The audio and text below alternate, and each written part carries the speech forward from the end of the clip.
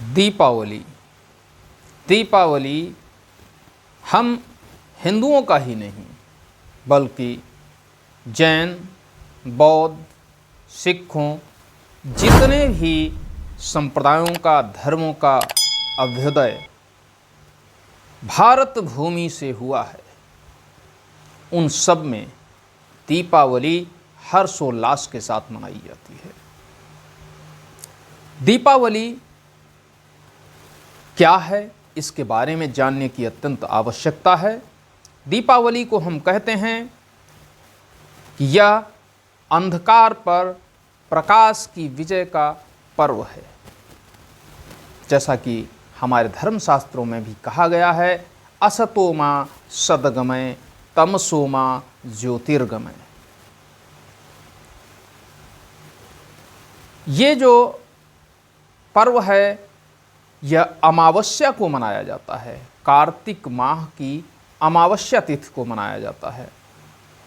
मित्रों, अमावस्या को घनघोर अंधेरा होता है क्योंकि रात्रि के समय में चंद्रमा भी थोड़ा बहुत प्रकाश जो पृथ्वी पर डालता है वह भी अमावस्या तिथि को नहीं आता है, क्योंकि उस दिन चंद्रमा दिखाई नहीं देता है उस तिथि को। तो ये घोर अंधकार होता है और उसमें जब हम दीपदान करते हैं, दीपक जलाते हैं, तो प्रकाश पुंज जो हम बनाते हैं उनसे अंधकार दूर होता है और प्रकाश आता है। प्रकाश किसका द्योतक है? प्रकाश है ज्ञान का। प्रकाश ज्ञान का सूचक है और अंधकार अज्ञान का सूचक है। और किसी भी लक्ष्य की प्राप्ति के लिए ज्ञान का होना जरूरी है, और जब हम लक्ष्य की प्राप्ति तक नहीं पहुंच पाते हैं उसका मतलब होता है कि हमारे अंदर कुछ न कुछ कमियां अवश्य रहीं, अर्थात कुछ न कुछ अज्ञान जरूर रहा जिसका हमें ज्ञान नहीं था। मित्रों, माता लक्ष्मी की हम इसमें पूजा करते हैं। माता लक्ष्मी का जो नाम है, ये लक्ष्मी शब्द का निर्माण हुआ है लक्ष्य धातु से। अब लक्ष्य का मतलब क्या होता है? एक टारगेट। और टारगेट हम तभी अचीव कर पाते हैं जब हम सतत प्रयत्न करते हैं, उसमें कोई विघ्न ना आए। इसलिए हम इस दिन श्री गणेश जी की भी पूजा करते हैं, क्योंकि उनको ही विघ्न हर्ता कहा जाता है। और जो विघ्न हर्ता है वही हमारे उस लक्ष्य के बीच आने वाले विघ्नों को समाप्त करने वाला होगा। हम उसकी भी पूजा करते हैं जिससे कि हमारे लक्ष्य के बीच में कोई भी विघ्न ना आए। मित्रों, इस दिन माता सरस्वती की भी पूजा का विधान है, क्योंकि माता सरस्वती विद्या की देवी हैं, ज्ञान की देवी हैं, और किसी भी लक्ष्य को प्राप्त करने के लिए हमारे पास 3 चीज़ें होनी चाहिए। पहली कि हमें ज्ञान होना चाहिए, विद्या हमारे पास होनी चाहिए, जानकारी होनी चाहिए। दूसरा, यदि उसके बीच में कोई विघ्न आते हैं तो उन विघ्नों को समाप्त करने वाला भी कोई होना चाहिए। जैसे तपस्या करने के लिए ऋषि एकांत स्थान चुनते थे, हम भी पढ़ाई के लिए एक एकांत स्थान चुनते हैं।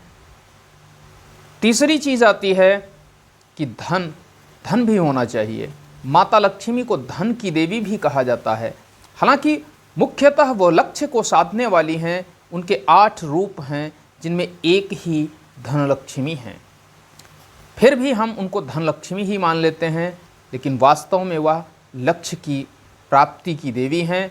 और दुनिया के जितने भी लक्ष्य हैं उनको हम माता लक्ष्मी की कृपा से प्राप्त कर सकते हैं, और अमावस्या के दिन हम उनकी पूजा करते हैं।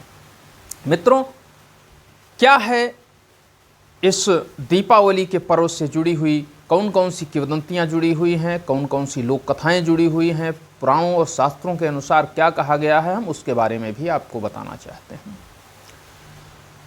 दरअसल अगर हम आधुनिक काल की किसी घटना का जिक्र करें तो आधुनिक काल में आज जब कार्तिक अमावस्या का दिन आता है तो उसी दिन बंदी छोड़ दिवस मनाया जाता है।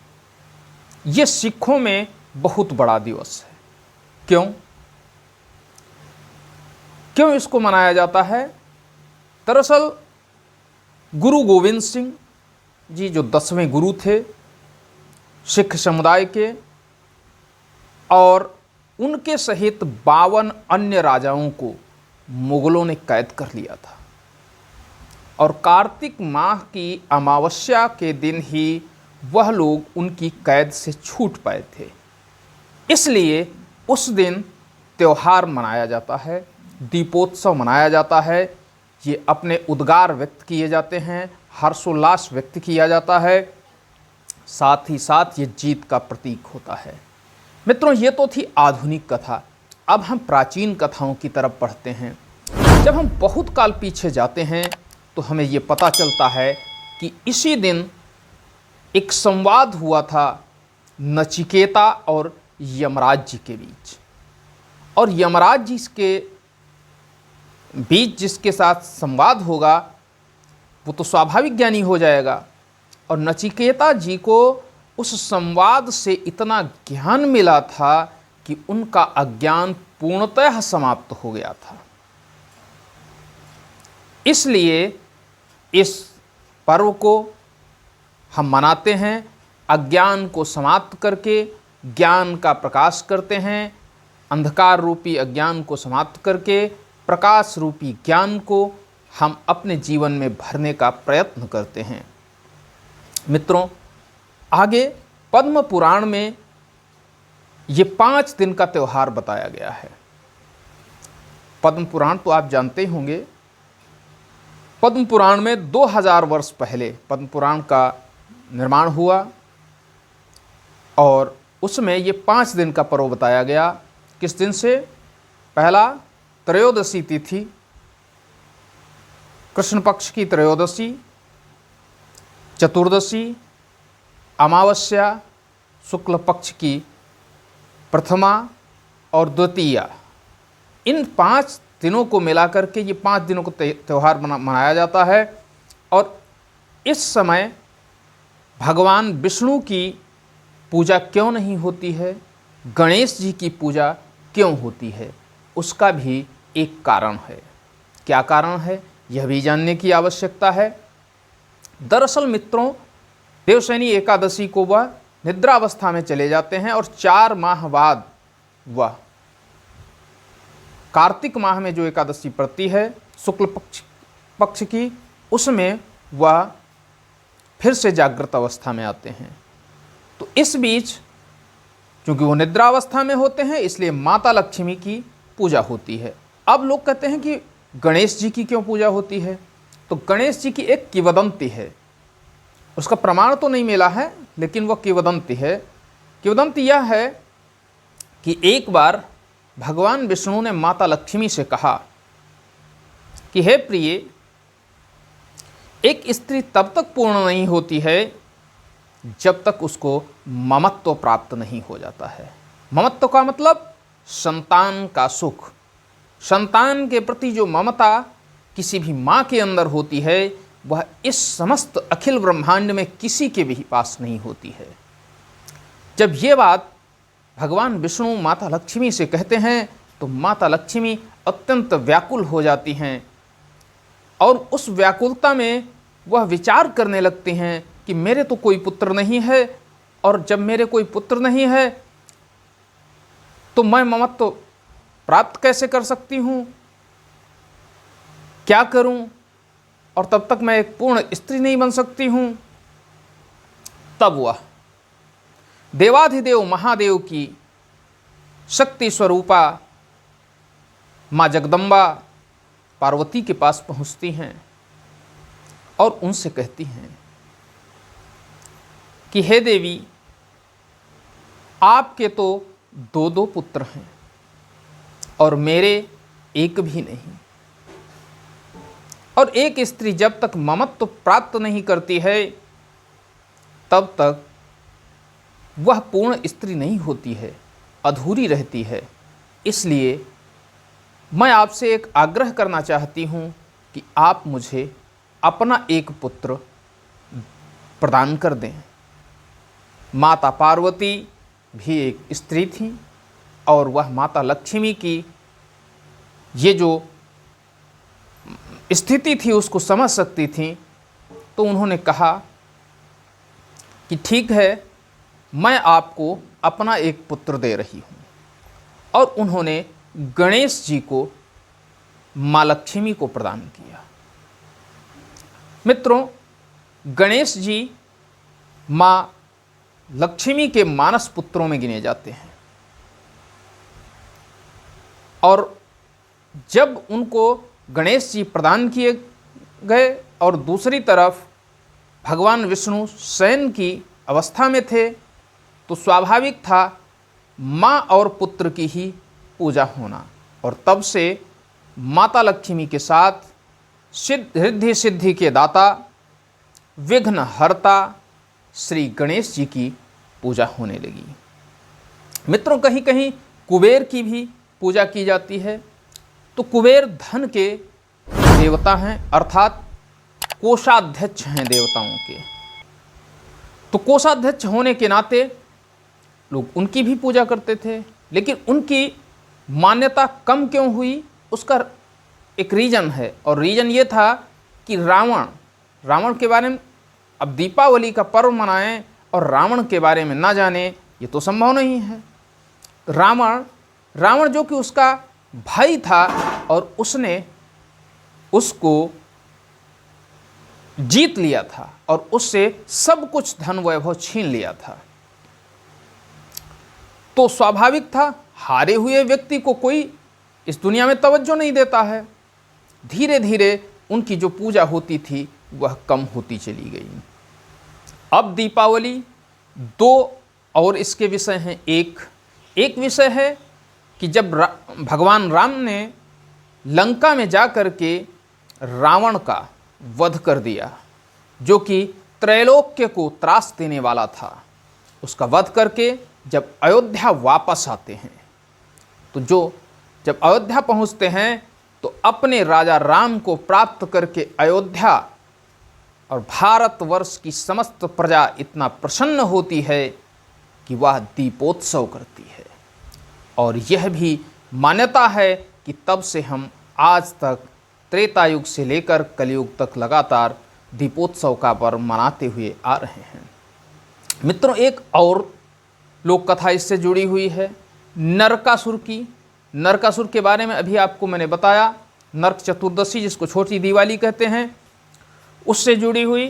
तो जब नरकासुर का वध कर देते हैं भगवान श्री कृष्ण, और उसके पास जो 52,000 रानियां कैद थीं, जो कन्याएं, राजकन्याएं, जिनका उसने हरण कर लिया था और अपने पास रख लिया था, अब उन कन्याओं को भगवान मुक्त कराते हैं। राजा भी बहुत सारे थे कैद, उनको जब मुक्त कराते हैं तो जितने राजा बंदी थे वो तो सब अपने अपने राज्यों को चले जाते हैं, लेकिन वह कन्याएं जो राजकन्याएं थीं और उनको उसने बंदी बना लिया था, वह अब कहाँ जाएं, किसके पास जाएं, किससे उनका विवाह हो, ये स्थिति उनके सामने उत्पन्न हो चुकी थी। उनका जीवन एकदम ऐसी स्थिति में पहुंच चुका था कि कोई उनकी मदद करने वाला नहीं था, कोई सहारा देने वाला नहीं था। तब भगवान श्री कृष्ण ने उन्हें अपनी पत्नी के रूप में स्वीकार किया था, अपनी रानी बनाया था। मित्रों, इस तरह का प्रभु श्री कृष्ण के द्वारा जो सम्मान उन्हें प्रदान किया गया था, उस सम्मान को प्राप्त करने के कारण इस समाज में दीपोत्सव का पर्व मनाया गया था और नरकासुर के भय और आतंक से मुक्ति मिली थी। इसलिए भी दीपावली का पर्व श्रेष्ठ पर्व माना जाता है। इसमें यम देवता की भी पूजा की जाती है, क्योंकि धनतेरस और चतुर्दशी के दिन हम यम देवता की पूजा करते हैं। अगली एक कहानी जो भाई दूज होती है, उसमें भी यम देवता अपनी बहन यमुना से प्रेम का वो एक प्रतीक है कि भाई और बहन के बीच कैसा प्रेम होता है, उसकी भी कहानी आपको बताई जाएगी। मित्रों, अब आते हैं कि क्या समय है, किस दिन हम मनाएं दीपावली।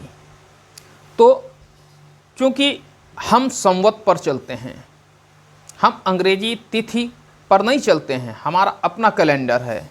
हम एक एक क्षण को ध्यान में रखकर चलते हैं। हम ये नहीं कहते हैं कि हमारे लिए क्या सुगम होगा, हम उस पर चलेंगे। हम प्रकृति की जो कालचक्र है हम उसको देखकर चलते हैं। तो इस समय 2 दिन तिथियां पड़ रही हैं, तो दीपावली भी स्वाभाविक है 2 दिन में पड़नी। वो 31 दिसंबर को भी पड़ रही है और 1 नवंबर को भी पड़ रही है। अब किस दिन मनाएं, व्यक्ति इस ऊहापोह में पड़ा हुआ है, क्योंकि कुछ लोग बता रहे हैं कि 31 को मनाएं और कुछ बता रहे हैं कि 1 को मनाएं। अब देखिए, 31 को 3:52 से प्रदोष काल आरंभ हो जाता है। अब शाम के समय से प्रदोष काल आरंभ होता है और दूसरे जो 1 नवंबर को, उस दिन 6:16 तक ही रहता है। अब मित्रों, ये हमें बताएं कि 3 प्रहर 1 को है और 31 को 1 प्रहर।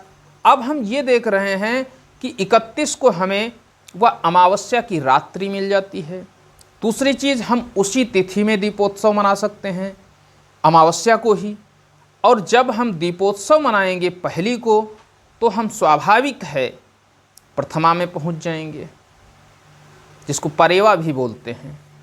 जिस दिन गोवर्धन पूजा होती है, तो जहाँ तक विद्वानों का मत है कि 31 को ही मनाई जाए, लेकिन कुछ विद्वान ऐसा भी मत देते हैं कि प्रदोष काल में जो बाद का समय होता है उसमें ही मनाया जाना चाहिए।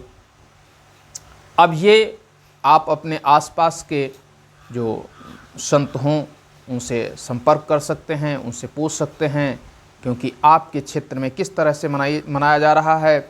मेरा भारत कोई छोटा मोटा देश नहीं है और हम हिंदू केवल भारत में ही नहीं संपूर्ण विश्व में निवास करते हैं। कब कहाँ किस अवस्था में अमावस्या होती है ये काल देशांतर पर निर्भर करता है। हमें वहाँ की लोकेशन लेकर के ही अपने पर्व को मनाना चाहिए।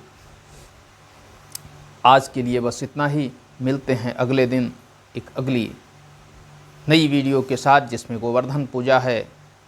और मुख्यतः हम आपको ये बताना चाहेंगे कि ये जो अमावस्या का दिन होता है, उसके बाद जो परेवा आती है जिसमें गोवर्धन पूजा होती है, उसको जमघट क्यों कहते हैं, उसके बारे में हम कल आपको सविस्तार बताएंगे। आज के लिए हमें आज्ञा दीजिए, और यदि वीडियो पसंद आया हो तो इसे लाइक करें, चैनल को सब्सक्राइब करें, साथ ही साथ शेयर करें और मित्रों कमेंट कर दिया करें, क्योंकि आपके कमेंट करने से हमारा मनोबल बढ़ता है। और हम जो भी कमी छोड़ देते हैं, ऐसा नहीं है कि हम संपूर्ण हैं, कमी ज़रूर छूटती हैं और ज़्यादा से ज़्यादा छूटती हैं।